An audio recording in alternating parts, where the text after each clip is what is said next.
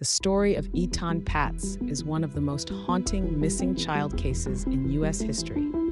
It all began on the morning of May 25, 1979, when 6-year-old Etan left his family's loft in the Soho district of Manhattan for what was supposed to be a short walk to the bus stop. This was a monumental moment for Etan, as it was the very first time his parents, Stan and Julie Patz, had allowed him to walk the 2-block stretch alone. It was the last day of school before the Memorial Day weekend, and Etan was filled with the kind of excitement only a child can feel when they take their first steps toward independence. That morning, Etan wore a blue backpack and carried $1 to buy a soda at the corner store near the bus stop. His mother, Julie, stood at their loft window, watching him as he ventured onto the familiar streets of Soho. What she didn't know was that it would be the last time she ever saw her son. Etan never made it to the bus stop, and he never made it to school. By the afternoon, when he failed to return home, panic set in. The search begins, a city on high alert. The news of Etan's disappearance spread like wildfire. The New York Police Department immediately mobilized a massive search operation. Officers canvassed the neighborhood, knocking on every door, speaking to shopkeepers, neighbors, and anyone who might have seen something. The narrow streets of Soho, at that time still a gritty artists' enclave, became a hub of police activity. Helicopters flew overhead, dogs searched for clues, and detectives questioned everyone in sight. But there were no leads, no witnesses, no clues. Etan had simply vanished. What made Etan's disappearance so chilling was the sheer normalcy of the situation. He wasn't abducted from a secluded area. He was walking a short, familiar route in broad daylight, in a neighborhood filled with people. It was a place where children played on the sidewalks, and parents knew one another. It felt safe. How could a little boy disappear in the middle of the morning without anyone seeing a thing? Stan Patz, a professional photographer, used his skills to create detailed images of his son, which were quickly distributed across the city. These images, showing a bright-eyed boy with blonde hair and a wide, innocent smile, were printed on posters and plastered all over New York. Soon, Etan's face was everywhere, on street corners, telephone poles, and even on the front pages of newspapers. His disappearance became national news, and before long, Etan became the first missing child to be featured on a milk carton, a symbol of hope in a sea of despair for the countless families of missing children. A city in shock, the innocence of New York is shattered. Etan's disappearance struck a chord with the people of New York and beyond. The innocence of the city was shattered.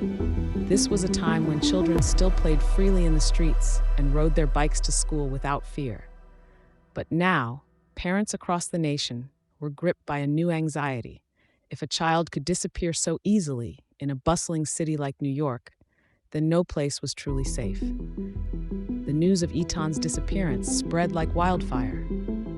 The New York Police Department immediately mobilized a massive search operation. Officers canvassed the neighborhood, knocking on every door, speaking to shopkeepers, neighbors, and anyone who might have seen something. The narrow streets of Soho, at that time still a gritty artists' enclave, became a hub of police activity. Helicopters flew overhead, dogs searched for clues, and detectives questioned everyone in sight. But there were no leads, no witnesses, no clues. Etan had simply vanished. A city in shock, the innocence of New York is shattered.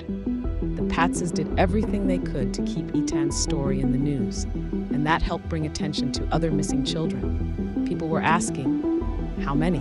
Where? What happens to them? In the 1980s, Etan's face was one of the first to appear on milk cartons, and soon, others followed. But Etan remained missing. By 1998, a new detective, Phil Mahoney, had taken over the Missing Persons Squad. He was drawn to Etan's case because of a poem he read called The Missing Boy, which was about a mother and son looking at Etan's missing poster. I read that poem, and I knew I wanted to work on the Etan Patz case, Mahoney said. The case had been inactive for many years. It was colder than cold. Mahoney had to dig through nearly 2 decades of reports, bizarre tips, and dead ends. One tip even mentioned a cult in Westchester, claiming that Etan had been killed and dumped by the cult. But that lead, like many others, went nowhere. "You ever hear about a kid named Etan Patz?" asked police at an homeless. "Yeah, that was in the papers back in '79, Ramos replied. In 1982, police picked up Ramos for stealing books from children. He was homeless, living in a drainage tunnel in New York City. Former Lieutenant Phil Mahoney remembers that Ramos had disturbing photos in his possession. He had a bunch of photos of kids who looked like Etan Patz. He was a suspicious character who seemed to enjoy looking at these images," Mahoney said. Ramos has said multiple times that on May 25, 1979, he was in Washington Square Park when a small, blonde boy around 7 years old approached him and started talking. Ramos claimed he eventually took the boy back to his apartment. He recounted this story to federal prosecutor Stuart Grabois, who had been working on the case since 1985. Over the years, Grabois and the FBI followed leads across the world, but they always circled back to Ramos. In June of that year, Ramos was brought in for questioning and stated he was 90% sure the boy he took on May 25, 1979, was the same one whose picture he had seen in the newspapers and on TV, Etan Patz. In 2000, investigators were still searching for answers, and Detective Mahoney ordered a search of the apartment building where Jose Ramos lived at the time of Etan's disappearance. Ramos had allegedly told a fellow inmate that this was where he had disposed of Etan's body. According to Ramos, he had placed Etan in the furnace in the basement of the building and burned his remains. But like many leads in the Etan Patz case, nothing substantial came from this tip.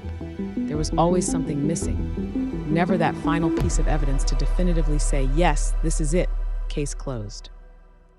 Mahoney felt that the evidence they had against Ramos wasn't strong enough to charge him with Etan's disappearance, and the Manhattan District Attorney agreed.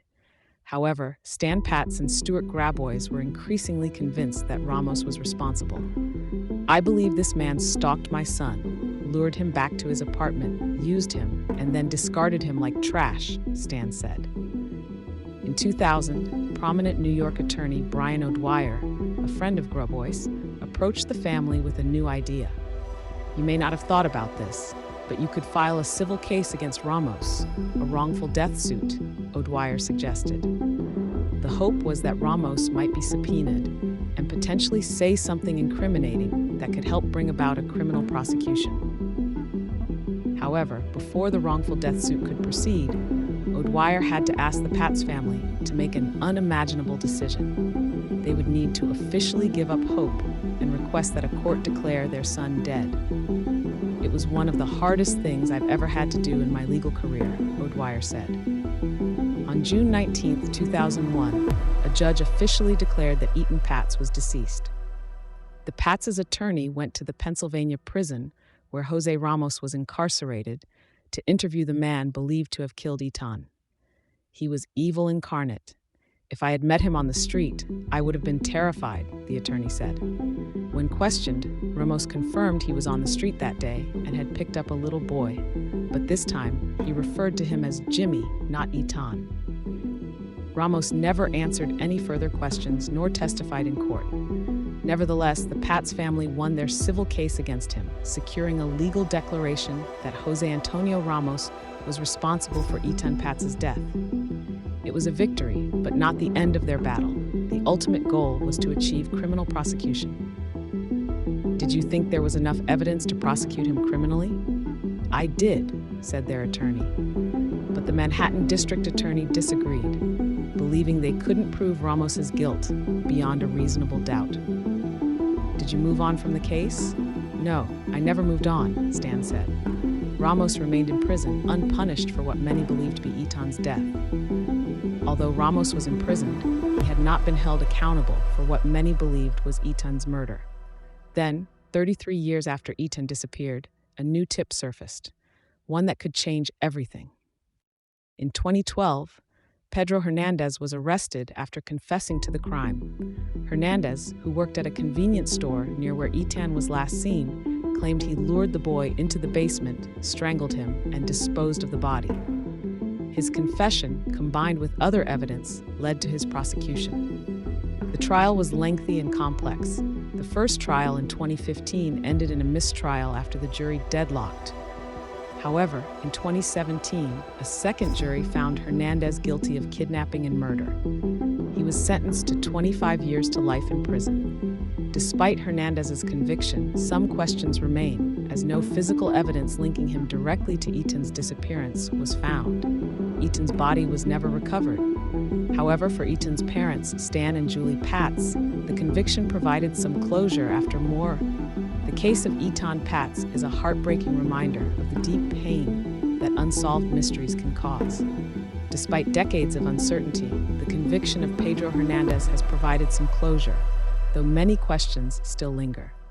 Etan's story will never be forgotten, and it has left a lasting impact on how missing children cases are handled. His legacy continues to push us toward finding justice for the lost and the forgotten. If you found this case compelling, don't forget to hit the like button and subscribe to the channel for more mysterious and chilling cases of disappearances and murders. Stay tuned for more stories that demand answers and justice.